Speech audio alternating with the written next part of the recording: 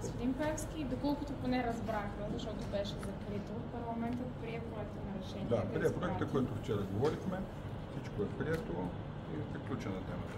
БСП напуснаха обаче.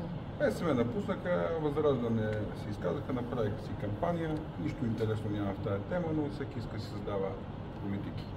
Решение проистича ли опасност за националната сигурност, както обяви? Абсолютно няма такова нещо. Това са повредени комплекси, които още не са нужни на България. Няма нищо интересно, вчера ви го казах. Просто създават една фалшива тема, за да има някакъв оборот от новини. БСП казва, че е празен чек, който даваме на Украйна. Няма такова нещо. Последно 3 марта или 24? Казах ви, ще го решиме между първо и второ четене. Видяхме, че ГЕРБ се отказаха, тъй че знаете на къде вървиме. Без техните гласове не може да стане, тъй че в общи линии това ще отпадне. По-скоро няма да се случи. Ние да не се откажем от идеята, без ГЕРБ не може да се случи. Тъй че логично е, без техните гласове нямаме 160, тъй че вървиме да се остане както е до момента.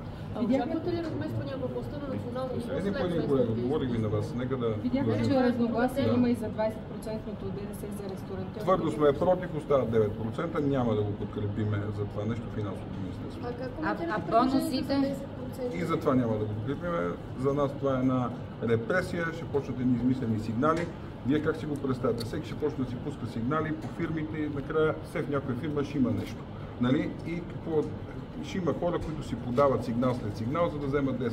Това е смешно, няма да се случи. Добре, господин Певски, как да си обясним, вие се срещате и си говорите трите формации, които подкрепяте управлението. Защо изведнъж обаче се получават идеи, като например това за националния празник или идеята на Асен Василев? Не ги ли обсъждате тези всички въпроси? Значи, вижте, всяка от формациите има право на своите идеи.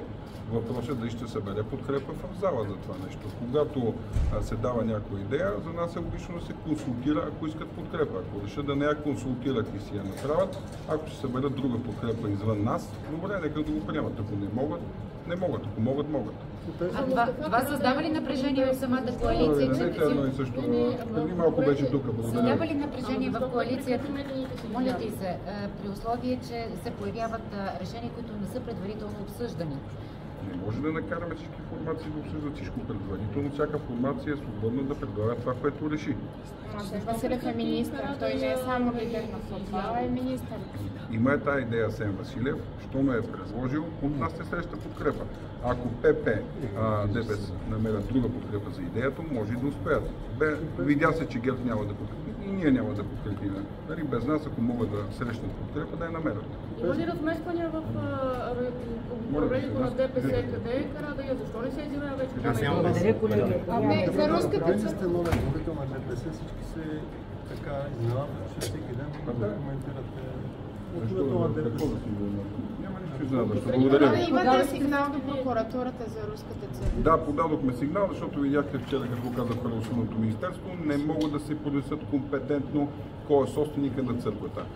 Според нас не е дори не е руската държава, нещо актувано като руско посолство, правоприемност от царска Русия. Абсурдно за нас звучи. За нас те не са собственици, но това може да го установи само прокуратурата. Вчера правосъдно министерство не могат да се принесат, защото има документи в много други учреждения. По нотариалните актове, нали, досието липсват документи. Как се е случило това? За нас е извършено престъпление, което трябва да се разследва от прокуратурата. Според нас този нотариус е извършил престъпление, според нас казвам, нали, като е издал този акт, но ние не сме компетентни да се произнесем. Затова сезирахме с колегите главния прокурор, те се произнесат има ли престъпление, няма ли престъпление. Ако се окаже, че няма документи за руската църква, се надяваме прокуратурата да поиска разваляне на този нотариален акт и църквата да се върне в собственост на българската държава, на църквата или както вече се прецени от правителството. Обжалвате ли санкциите срещу вас в Великобритания? Как обжалвате в щатите? Вижте, това са лични въпроси. Благодаря ви.